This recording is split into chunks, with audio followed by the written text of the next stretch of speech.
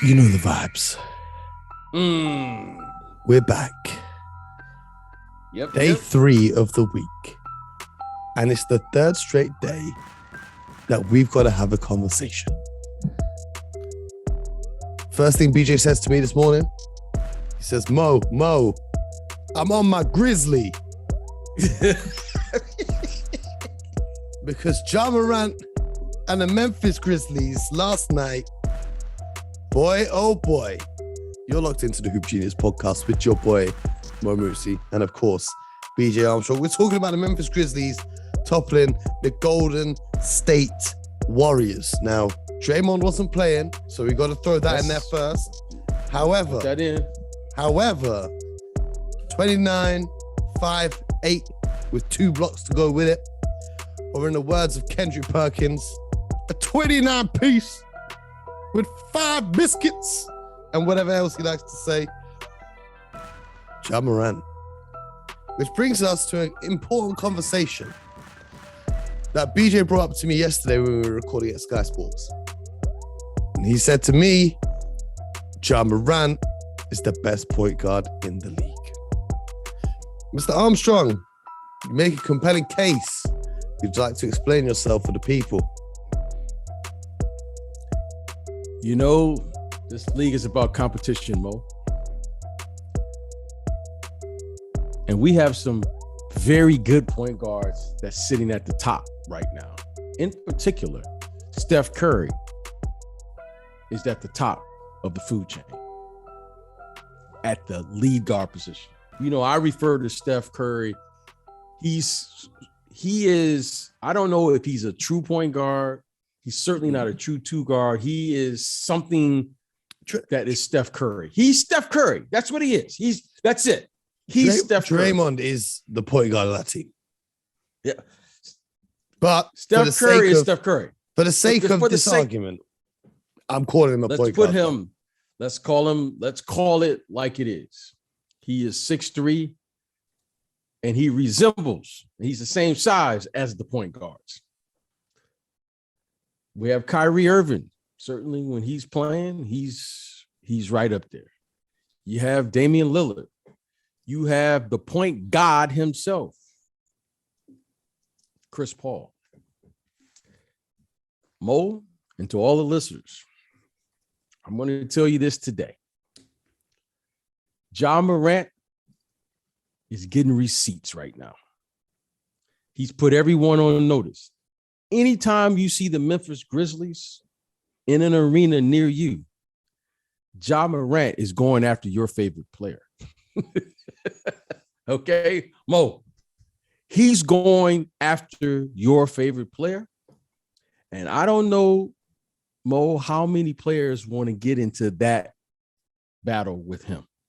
Because right now, Mo, he's playing the game at an elite level, regardless of position. They've got 10 in a row. He's leading the charge. In addition to him scoring and all of these athletic plays, he just overwhelms you with this athletic ability. He puts so much pressure on your defense because he attacks the rim, right hand, left hand, floaters, runners, alley-oops. He finishes over the top. He finishes around you. He's got a hezzy game, Mo, that resembles your game. And Mo, right now, he's a real problem. He's such a problem, Mo, tonight that the Warriors had to change their defense in the first quarter because he had 15 points because he was attacking them. They couldn't wait to the second half like they normally do to make their adjustments. He's for real now, Mo. This team is beginning to play with confidence at home, which is a key. That's really the first sign to becoming a good team, knowing they can win at home. Now, I'm not putting as much emphasis on this game tonight as most because Draymond did not play. Draymond Green did not play. However, winning at home is important, regardless of who's playing and who's not. So I thought this was a good win. I thought they sent a message to say when we are in the grit and grind center, our fans are going to be turned up and we can win. and then we'll go from there. So overall, great job with Ja Morant right now, Mo. He's there. And now he's a serious problem. I don't know if it's grit and grind anymore. Oh, they grimy because you heard what Ja Morant said after the game tonight. He said, yeah, we got that W, but turn it around, Mo. No, but put some respect on my name. Put some respect on their name. The grit and grind Grizzlies, they never played basketball as fun to watch as this. I think they deserve a name even better than grit and grind. You know what I'm talking about? Flashy and furious. Flashy and furious. No, I don't know what it is, but it's got to be something. Ja Morant is grimy. He's grimy though, Mo. Mo, that's a grimy team. Bane, that's grimy. Dylan Brooks, that's grimy. That's grimy. They put on a show though. They put on a show though. No, Ja Morant puts on the show. Okay. Let's be fair though, and give credit where it's due. The Memphis Grizzlies started off this season with the worst defense in the NBA. And they turned it around in a stretch of games that Ja Morant was out injured. They had that 5-game streak where they won 5 in a row and the opponents couldn't even take the lead once in those games. That was the stretch where they went 10-2 without Ja Morant. It was the stretch where they beat the Thunder by 80 points without Ja Morant.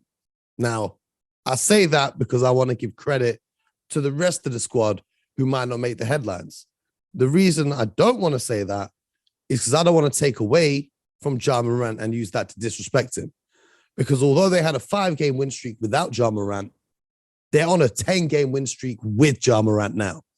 And the teams they've beaten on this streak, the Warriors last night, the Suns, the Nets, the Cavaliers, they're rocking with the best. Shout out to Roe Parrish. You're now rocking with the best.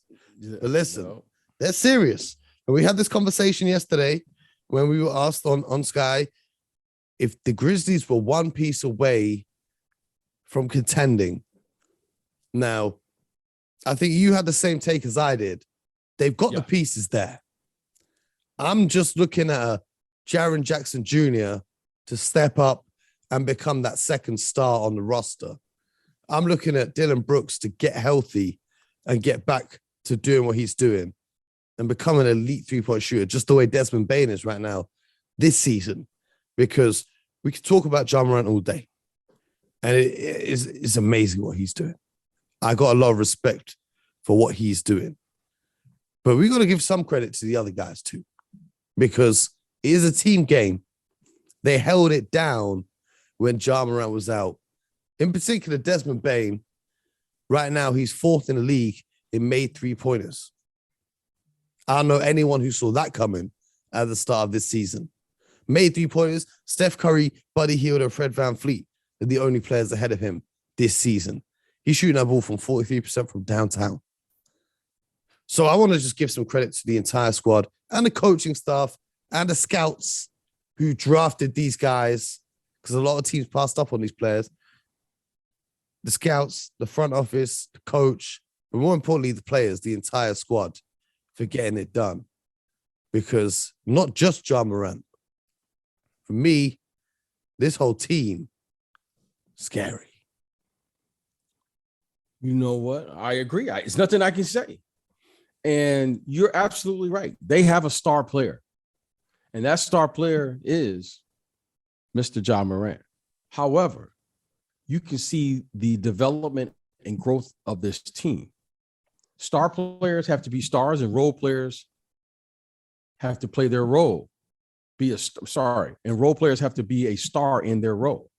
And right now, you can see that this team, they're finding their roles and they're accepting their roles. And yes, Ja, does incredible things.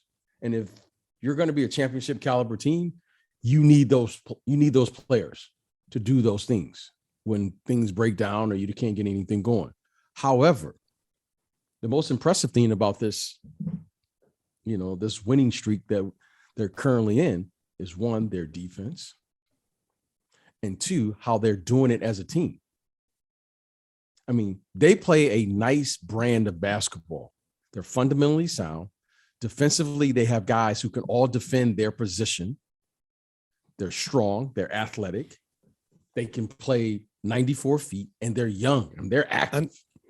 And one thing that's interesting to me when I watch Memphis is they take a hell of a lot of floaters. They take a hell of a lot of floaters when attacking the paint. Those floaters shooting those shots over the big men. That really stands out to me because you don't see a lot of teams using a strategy like that a lot in the league nowadays. They focus a lot on three-point shooting or trying to get fouls to the free throw line or easy points inside the paint. But the Grizzlies last few seasons have led the league in the amount of floaters that they take per game, which is interesting to me. I'm not sure what the thinking behind that philosophy was, but whatever it was, it's working. Well, it's working because, you know, they have a player who's constantly putting pressure on your defense. He gets the ball. I mean, in 2 or 3 dribbles, he's in the heart of your defense. And athletically, I mean, he goes over the top of you. I get nervous now every time he goes up because he's trying to dunk on everyone. He probably has a list, probably in the locker room, hit list where he's trying to, who am I going to get tonight? And he's fearless. And you just got to love watching them play. They're fun. They defend. They're tough. And you know what? I wouldn't want to face this team in the playoffs for sure. This is what I was saying to you yesterday. When you see the Grizzlies in the Western Conference Finals, don't be surprised. But the Warriors, who took the loss to the Grizzlies last night, Draymond Green is doubtful to be back in time for their back-to-back games against the Bucks and the Bulls, which is a shame because I really wanted to dive in and, break down those games. But without Draymond Green being there, such a core foundational piece of that Warriors defense and offense, I'm not as excited as I was previously. I mean, I'm still excited to see Klay Thompson continue his return and how the other guys get on. Right. But, I'm expecting the Bucks and the Bulls. We could see a 3-game slide here for the Warriors, which might be their roughest stretch of the season. And inevitably, everyone's going to be asking questions. But the question I'm asking, BJ, is what on earth is happening in Washington, D.C.? Montrezl Harrell and Kentavious Caldwell-Pope were involved in a physical altercation at halftime of today's game and had to be separated by teammates. Sources said Harrell became upset with KCP for not passing him the basketball on a play before the first half concluded. The two started jawing during the walk to the locker room. The two exchanged words. Harrell and Caldwell-Pope took swings at each other with neither of them connecting. It sounds like they're ready to fight Jake Paul. And became entangled before teammates separated them. By the time players entered the locker room, the altercation had ended. There was increased security presence to ensure tensions did not escalate again. What are your thoughts on the situation? In the great words of the late Chuck Daly, he had a word that I think he coined it. And every time I say the word currently today, I think of him. Whatever. Okay. All right. I'm going to look at the stats right now. The Oklahoma City versus the Washington Wizards tonight, 122 to 118. They got a W. Mm-hmm. There was a little scuffle. Whatever was reported was reported. And I've been in so many locker rooms over my life. And this happens way more frequently than it's reported. Mm-hmm. And I've been in locker rooms where it's happened with other guys. Believe it or not, Mo, I've been in a few of those myself. But the one thing that I can say, Mo, that I haven't seen too often is when you're on a bad team and no one cares, that never happens. When you're on a bad team, you'd be like, okay, what's the point? Yeah, I know OKC ain't fighting each other in that locker room. Yeah, so look, things are going to happen. It's like brothers, sisters, siblings. there's going to be some level of confrontation. And it's unfortunate, but that's part of the business of being in a group. So, those guys will work it out. Certainly they looked okay in the second half when I was watching them. I saw them passing the ball to one another, but more importantly, they won the game. So something happened. Something was reported. But, Montrez was Montrez, and did you see made Trez, a big shot tonight. Did you see Trez walking into the arena before the game? Yes, I did. What was that, Bo? I had he had an electric mask, and it said "I'm back" because he'd come back after the health and safety protocols. It reminded me of like what Deontay Wilder wears when he walks into the ring in boxing. I don't know if you're a boxing fan, but maybe that's why. I'm a boxing fan. Maybe that's why he wanted to throw a few punches. He was channeling his inner Deontay Wilder. But what we do need to talk about, because we let the jokes fly, but I think it's time we give a little bit of respect. You were out of pocket when you suggested he be an all-star, but we do have to give some respect to what Kyle Kuzma is doing right now. He had 29 points last night. You made fun of me when I said that. He's not an all-star because he's had 8 good games. I didn't say he was, but we were talking about all-stars and you said Kyle Kuzma. Of course I said Kyle Kuzma's name. He deserves recognition for the season he's having. I mean, he had a 2020 this year, Mo. Did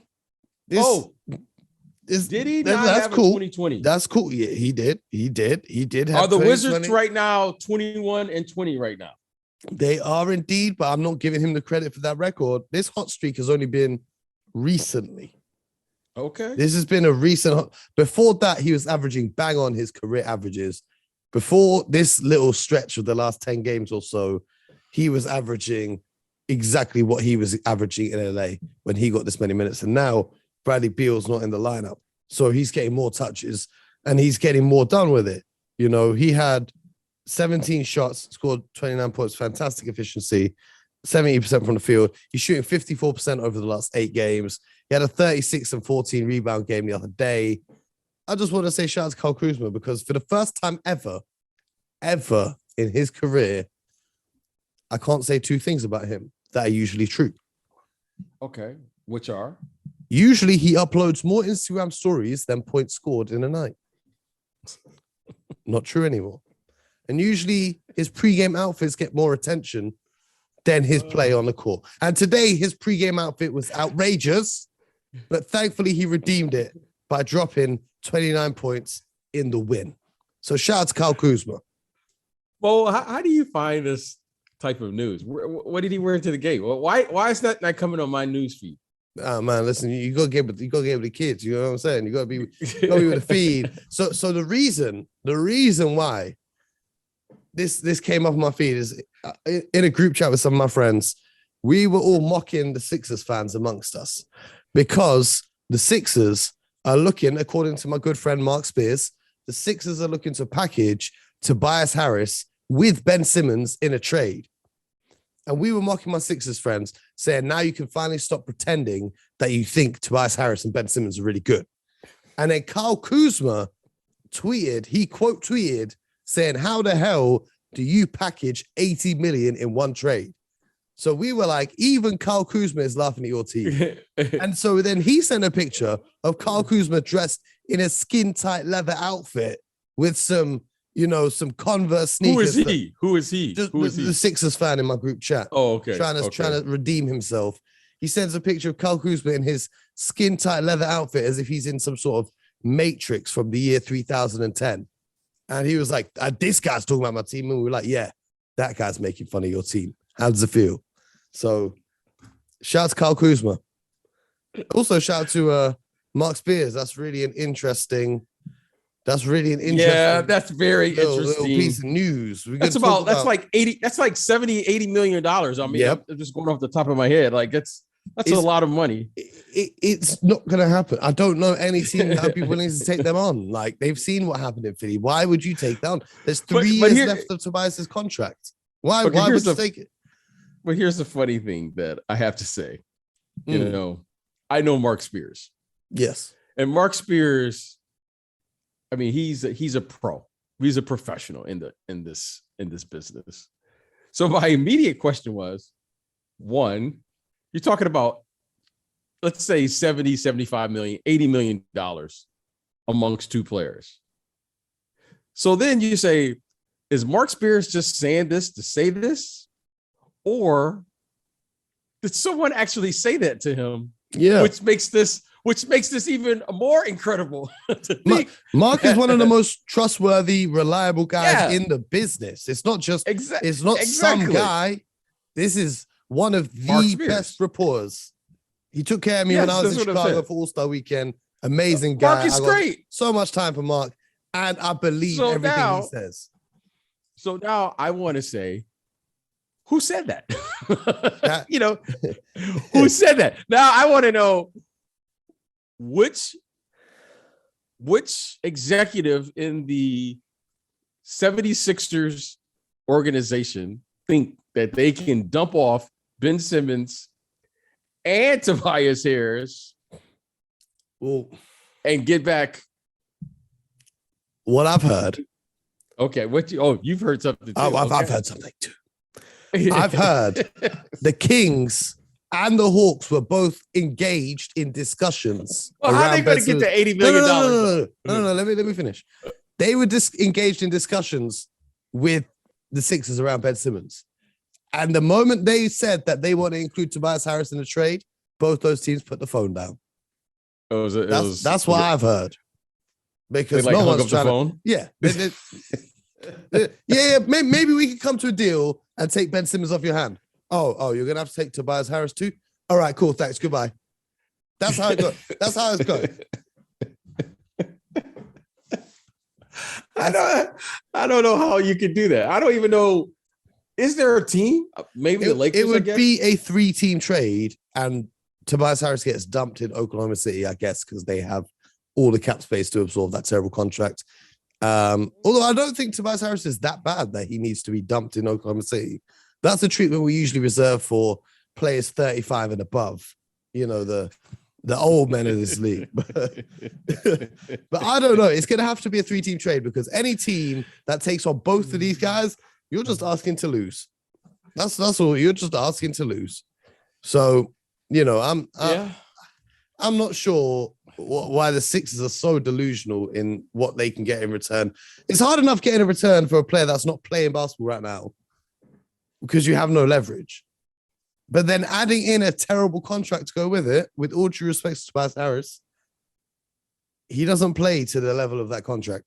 So, man, I think that's crazy. I think that's absolutely crazy. Well, it sounds like what the Sixers are saying. If this is true, and I'm going to take Mark at his word for it, if it sounds like they're not able to get back an all-star caliber player in return. Mm-hmm. And that's the most amazing thing about all of this, all jokes aside, Mo, is what is his true value? Because Daryl Morey in particular has gone through his Rolodex of calling every team in the league 20 times over. And he's received 30 calls over per team about what it would take to get him. And the thing that's amazing to me is, and I don't know, and I'm not privy to these conversations, is it doesn't seem like the value around the league, people aren't holding him up to that level to where they're willing to get rid of their all-star or potential all-star players back in return. That's what's amazing to me, because Ben Simmons is a really good basketball player. He's an all-star. He is one of the best players at his position. And it really seems amazing to me that the Sixers said the following: well, if we can't get back what we want, we're going to get something back with our organization in return, which is cap relief, financial relief. We leaving here with something. So that they're saying now, just Denzel. We may not we're not good with something. Yeah, they said, okay, we can't get back. Well, you're going to give us something in this deal. So, nice. That's interesting. I because Ben Simmons, a year or two ago, I mean, we all regarded him as a top 10 player in the league. He's a risk now, top 10 talent. He's a risk now, though. What if he gets traded to a team and someone pisses him off? He's just going to sit out again. He clearly don't care about the money. So I think this is, Yeah, I think it's interesting. I'm not surprised they can't get back an all-star player in return for Ben Simmons. I'm not surprised in the slightest because I like to say it's not NBA 2K. If it was NBA 2K, you could get back a first-round pick, another all-star. It's great. It does whatever you say, but this is real life. You got to deal with real people, real problems. Before we wrap up today, I want to circle back to Ja Morant because there's a little story that I need to share with the listeners in case they didn't hear about this. Okay. Tonight's game, a kid in a Steph Curry tried to high-five Ja Morant after the final buzzer. And Ja Morant did not give the kid a high-five. He said it was disrespectful. He said no mercy. But he did say, I'll send you a Grizzlies jersey and let you change teams. I love the energy. I'm loving the energy. The competitiveness. Too many people are too nice in this league. I'm loving the savageness that we're seeing from Ja Morant. He don't care. He don't care if you hurt your feelings. He's out here to win. How could you not love this kid? Facts. How could you not love him? I mean, he's a joy to watch. You love his competitive spirit. You love what he brings. And I mean, stories like that. Like he had the awareness in that moment to realize that this kid probably looks up to him. Yep.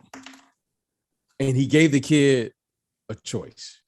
He didn't just walk away from the kid and scar the kid. He said, hey, you're in my house.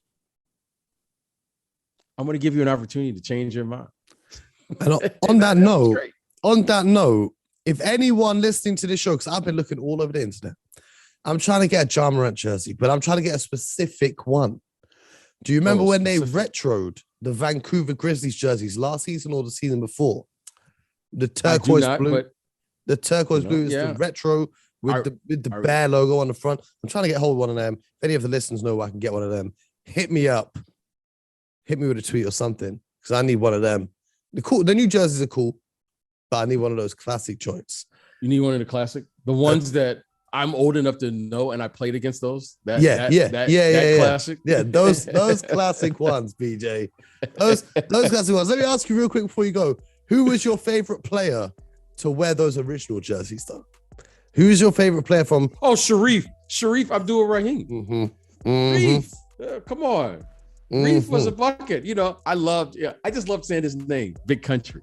I love saying his name. We got to pay respect to the OGs, you know what I'm saying? Lay the foundation for these kids coming through to do that thing. But Sharif, yeah. Once again, it's been fantastic working with you, BJ.